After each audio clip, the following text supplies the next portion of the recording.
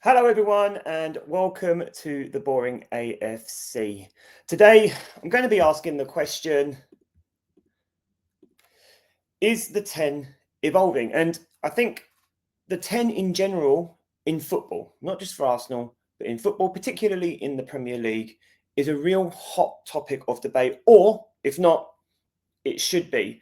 And the reason why I'm saying this, I think, is because a few years ago, I think there was the same questions being asked about the 9.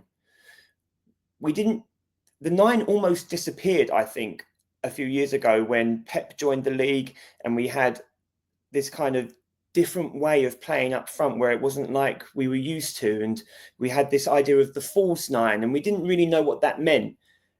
And I almost feel like we started to go the other way now with the likes of Haalands and the Gyökereses and the Jesus, not Arsenal. And so we're getting a very different profile of striker. You look at Strand Larsen, you look at Mateta. The old 9 almost seems to be coming back. And maybe because he's a beneficiary of the low block, right?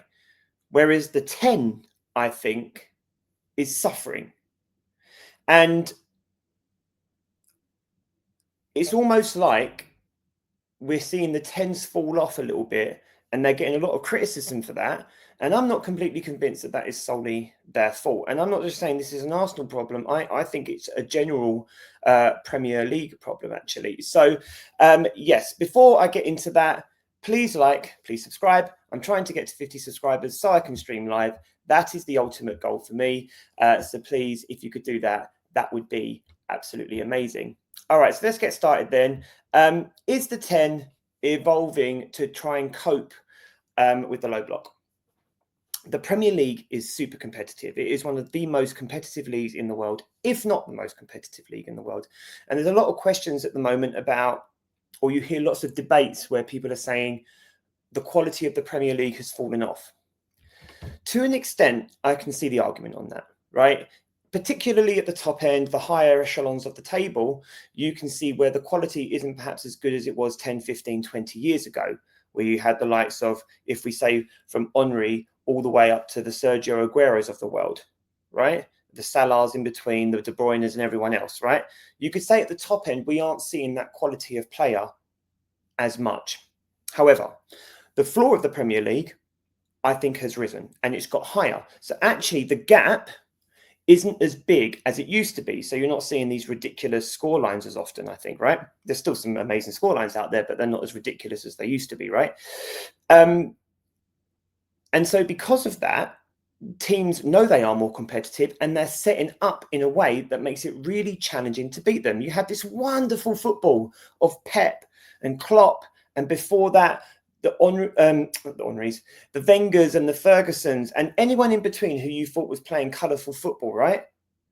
And now you've got teams going, we are trying not to lose against this, right? And we're going to set up so that we don't lose against this, which means it's really compact and dense at the back, and teams are dropping back and forcing the attacking teams or the more illustrious attacking teams to really, really work for their goals. And I genuinely believe that Arsenal are a side effect of this as well. Because of that, the traditional 10 has suffered. And I also think that that means that creativity has suffered as well. And so with that being said, I'm going to move on to talk about how that reflects for Arsenal. When you look at Eze and Odegaard, they are our 2 10s. You could argue that Eze is more of a left 8. Odegaard is our true 10, and we've played Havertz in that role, and we've tried Saka in that role, and we've had a little Marino particularly has played there, and you can even argue that Darwin is probably going to get a run there. This season, our 2 10s then, or the 2 10s that we thought would be making this up, Eze has 6 goals and 2 assists. Odegaard has 1 goal and 5 assists. That is not enough for a 10. We can accept that. I can accept that. Even as fans of both players, I can accept that that is not good enough. Odegaard has been injured for most of the season as well, so that is obviously reflective in his numbers. And Odegaard is a class act. There are lots of people who are saying that he's fallen off, we should be getting rid of him, etc., etc., etc. That's a debate for another time. But when you compare his numbers to 23-24, where he had 8 goals and 10 assists, there is a player there who is capable of playing 10 well. I just think that the quality of the low block has risen so much that these players are suffering for that. And so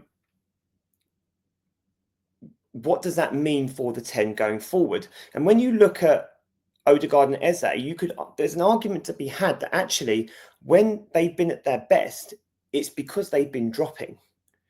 So rather than trying to push up or trying to play that traditional 10 role, they've almost been dropping into a deep line playmaker role and playing line breaker passes.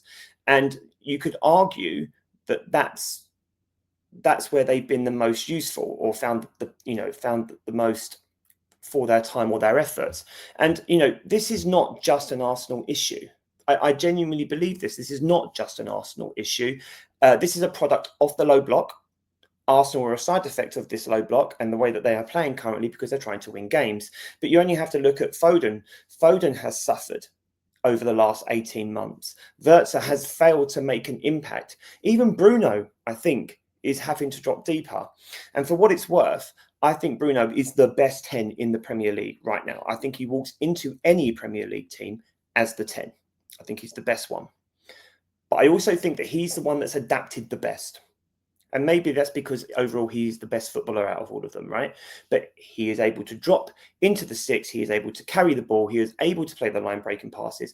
And with the manager switch up that Man United have had, he has been, in my opinion, the biggest beneficiary, because he has been freed up and he has been able to drop back and he has been able to push back forward, and he's had that kind of deep line playmaker role, but he's also been able to be the creative element for the spark for the team as well. So maybe Bruno is the blueprint for what we should be doing with the 10 going forward.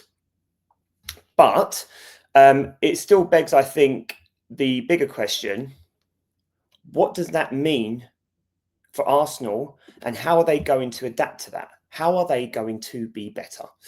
I think in terms of the 10 for Arsenal this season, the most exciting we've seen a 10 is probably Havertz. Why did it work, though? I'm biased, so I have to lay my stall out to begin with. I'm a big Kai Havertz fan. I know there is a lot of Arsenal fans that aren't. That's fine. For me, he is the best all-round footballer for the role as a 10 right now. I think he's great as a 9 when we need him, but in that 10 role, he is probably the best for what we need him to be right now. He can hold up the ball.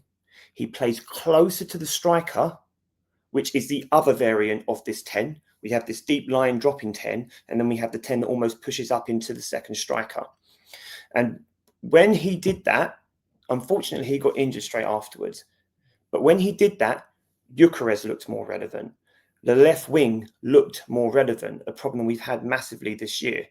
And Eze was pretty good pretty good at it, in fairness, against Tottenham when we beat them at the Tottenham Hotspur Stadium.